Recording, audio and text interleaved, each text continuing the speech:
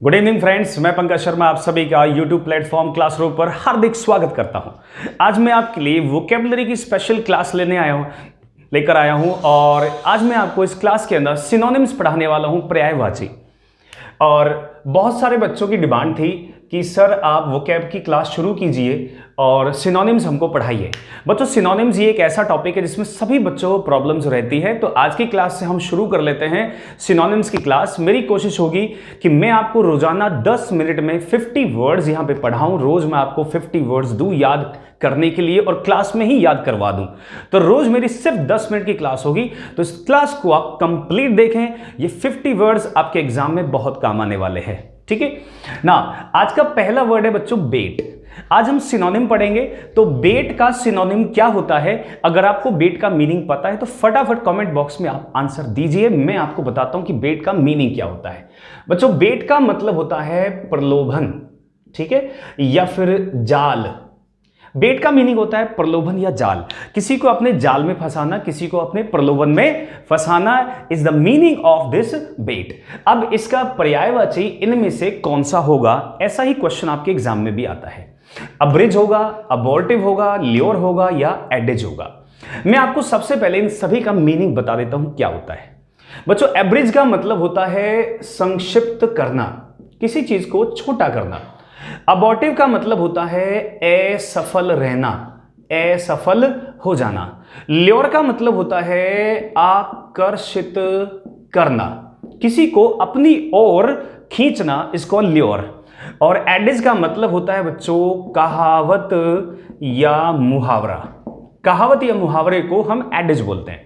अब देखिए, बेट का मतलब है प्रलोभन और जाल। तो इनमें से कौन सा इसका पर्यायवाची होगा? क्या संक्षिप्त करना ये होगा? नहीं। क्या असफल?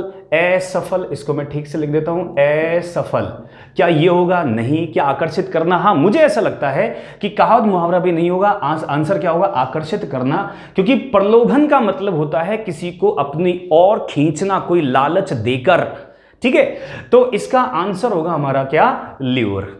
अब मैं आपको इसको याद करना भी सिखाऊंगा और मैं आपको याद करना सिखाऊंगा निमोनिक तरीके से।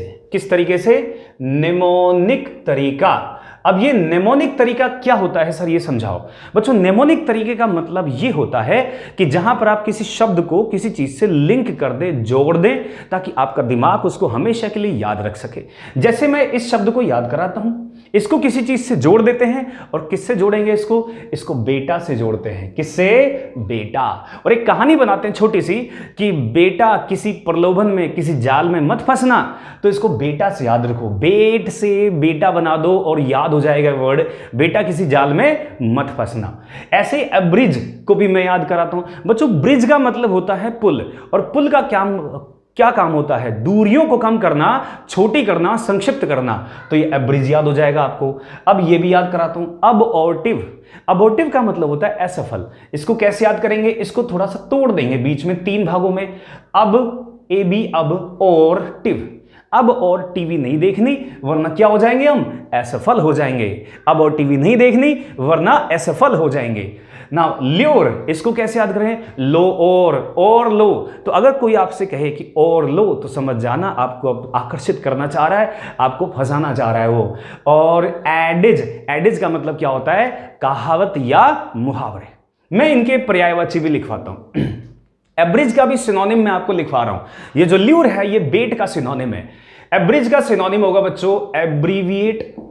बहुत इंपॉर्टेंट वर्ड है ये, एब्रीविएट। इसका एक और सिनोनिम लिखते हैं शॉर्टन। शॉर्टन का मतलब संक्षिप्त करना, छोटा करना।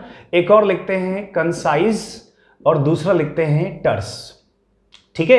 तो एब्रीविएट, शॉर्टन और टर्स ये इसके क्या हैं? ये इसके सिनोनिम है।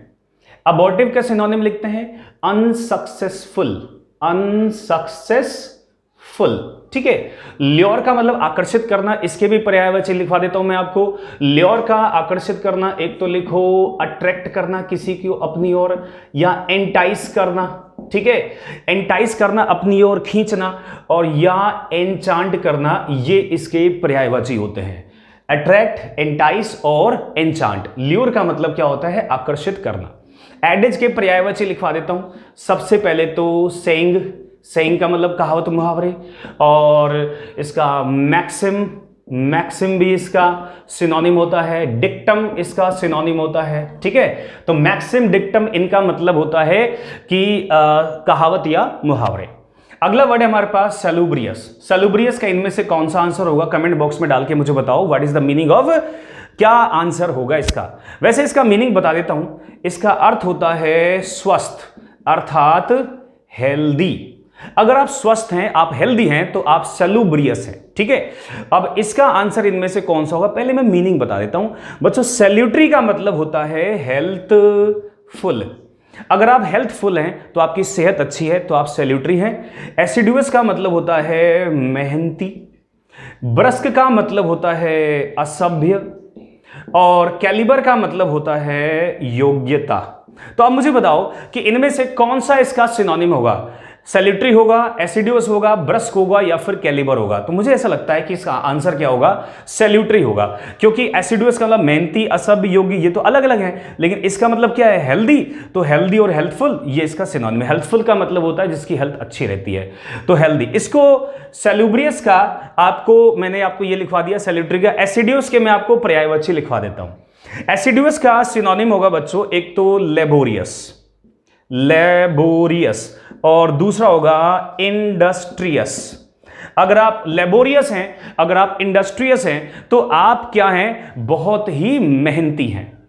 सैलूब्रियस का भी मैं आपको पर्यायवाची लिखवा देता हूं, इसका मतलब होगा बेनिफिशियल। बेनिफिशियल का मतलब लाभदायक। असभ्य के पर्यायवाची होंगे बच्चों, एक तो होगा कर्ट और दूसरा होगा ब्लंट। कर्ट और ब्लंट इसके सिनोनिम हो गए, और कैलिबर का सिनोनिम हो जाएगा एबिलिटी और कैपेसिटी। एबिलिटी और कैपेसिटी ये इसके सिनोनिम हो जाएंगे। तो हमारे पास बच्चों ये कुछ वर्ड्स हैं, फटाफट मैं चाहता हूं इनको बोर्ड से आप उतार लो, लिख लो। तो सबने लिख लिए होंगे। अब मैंने आपके लिए कुछ वर्ड और यहां पर ऐड किए हैं, जरा देखो। सबसे पहला वर्ड है हमारे पास मोरीबंड। ठीक है, इसमें इसका मीनिंग क्या होता है मैं आपको समझा देता हूं। इसका मतलब होता है मरणासन्न, अर्थात जो मरने वाला है कुछ ही पलों में, जिसकी डेथ होने वाली है, खत्म होने वाला है। इसको इंग्लिश में बोलेंगे हम डाइंग। डाइंग का मतलब मरने वाला। इसका सिनोनिम कौन सा होगा, सबसे पहले मैं सबके मीनिंग बता देता हूं। डेट्रीमेंटल का मतलब है हानिकारक, और गैरुलस का मतलब होता है बातूनी, बहुत ज्यादा बात करने वाला। फेडिंग का मतलब होता है खत्म होने वाला। ठीक है, और इनकॉरिजिबल का मतलब होता है जो ठीक ना हो सके, जिसको अपन ठीक नहीं कर सकते उसको बोलते हैं इनकॉरिजिबल। तो मुझे बताओ इनमें से आंसर कौन सा होगा। मोरिबंड का मतलब है मरणासन और डाइंग, तो डेट्रीमेंटल का मतलब हानिकारक, बातूनी, खत्म होने वाला, और जो ठीक ना हो सके। तो मुझे ऐसा लग रहा है इसका आंसर क्या होगा, फेडिंग, क्योंकि फेडिंग का मतलब जो खत्म होने वाला है, और डाइंग का मतलब भी क्या होता है, जो मरने वाला है। अब डेट्रीमेंटल यानी मोरिबंड का पर्यायवाची क्या हो गया बच्चों, फेडिंग हो गया। अब डेट्रीमेंटल का पर्यायवाची मैं आपको यहां पर लिखवा देता हूं। एक तो इसका पर्यायवाची होगा बच्चों हार्मफुल, ठीक है, और दूसरा होगा परनीसियस। परनीसियस का मतलब भी हार्मफुल होता है और डेट्रीमेंटल का मतलब भी हार्मफुल होता है। गैरुलस का मतलब, गैरुलस का पर्यायवाची लिखवा देता हूं। गैरुलस का पर्यायवाची होता है जो बातें बहुत ज्यादा करता है, जैसे ग्लिब, GLIB। ग्लिब का मतलब बातूनी, और टॉकेटिव भी बोल सकते हैं इसको आप, बहुत बात करने वाला, और आप इसे लोक्वेशियस भी बोल सकते हैं, जो बहुत ज्यादा बातें करता है। फेडिंग का मतलब मैं लिखवा देता हूं। फेडिंग का मतलब होता है जो धीरे धीरे फेड होता है, खत्म होता है, इसको लिखेंगे वेनिंग। वेनिंग का मतलब WANING। वेनिंग का मतलब होता है धीरे धीरे किसी चीज का घटना, खत्म होना, फिर बाद में वो खत्म हो जाए। इनकॉरिजिबल जिसको ठीक नहीं किया जा सके, इसका मतलब which can not be corrected, जिसे मैं करेक्ट नहीं कर सकता, उसको बोलते हैं इनकॉरिजिबल। अब आते हैं इस पर, एग्नी। एग्नी का सिनोनिम क्या होगा, एग्नी का सिनोनिम इनमें से कौन सा होगा, पहले इसका मीनिंग देख लेते हैं। इसका मतलब होता है बच्चों पीड़ा, यानी हमें कोई भी शारीरिक या मानसिक पीड़ा होती है उसको बोलते हैं एग्नी। यानी कोई भी मेंटल या कोई भी मेंटल या फिजिकल पेन हो उसे हम अग्नि बोलते हैं। इसको अग्नि से याद रखो। जैसे अग्नि से अगर हमारा शरीर जल जाए तो बहुत ही पीड़ा होती है, तो उसको अग्नि से याद रखो। अग्नि का मतलब होता है, अग्नि का मतलब क्या हो गया? अग्नि का मतलब हो गया आग। वोरेशियस का मतलब होता है बच्चों, मैं इसके मीनिंग बता देता हूं सबके, ताकि आप आंसर निकाल सकें। वोरेशियस का मतलब होता है पेटू, जो बहुत ज्यादा खाता है। एम्बिग्यूअस का मतलब होता है अस्पष्ट, जो अस्पष्ट नहीं है, जिसको स्पष्ट समझ नहीं आ रहा। और एंग्विश का मतलब होता है बच्चों पीड़ा। और एनिग्मा का मतलब होता है पहेली। तो आपको आंसर बिल्कुल सामने दिख गया होगा कि एंग्विश का मतलब पीड़ा है और एग्नि का मतलब भी पीड़ा है। तो एग्नि का आंसर क्या होगा? सिनोनिम होगा यहां पे सी। मैं यहां पे वोरेशियस और सबके सिनोनिम भी लिखवा देता हूं। वोरेशियस का सिनोनिम बच्चों, एक तो ग्लूटन लिखो, ग्लटन। ग्लटन का मतलब जो बहुत ज्यादा खाता है चीजों को, उसको हम ग्लटन बोलते हैं। एक इसका सिनोनिम होगा रेवनस। रेवनस का मतलब जो भुक्कड़ की तरह खाता है। और तीसरा इसका सिनोनिम लिख देना आप ग्रीडी। एम्बिगुअस का सिनोनिम देख लेते हैं। एम्बिगुअस का मतलब होता है अस्पष्ट, तो एक तो इसका लिखो अनक्लियर, एक लिखो इसका एक्वीवोकल। एक्वीवोकल का मतलब अस्पष्ट, और दूसरा अनक्लियर, एक्वीवोकल, और इसका एक और लिखो वेग। ठीक है, वेग। अनक्लियर का मतलब अस्पष्ट, एक्वीवोकल और वेग, इन सभी का मतलब क्या होता है? अस्पष्ट। अब एंग्विश, एंग्विश का तो पर्यायवाची एग्नि हो ही गया यहां पर। वैसे इसका भी लिखवा देता हूं, सफरिंग। सफरिंग या फिर मिजरी, मिजरी भी इसका सिनोनिम हो सकता है। अब लिखते हैं एनिग्मा का पर्याय, एग्निमा के सिनोनिम्स। एनिग्मा का मतलब पहेली होता है, तो एक तो हो गया बच्चों पजल और एक हो गया रिडल। पजल और रिडल दोनों का मतलब होता है पहेली। तो मैंने कोशिश की है कि आज मैं आपको 50 से ज्यादा, 50 प्लस मैं आपको वर्ड्स मैं यहां पे करवाऊं। मैं चाहता हूं कि आप सभी इन वर्ड्स को रोजाना याद करो, पढ़ो। ठीक है बच्चों, बाय बाय, थैंक यू।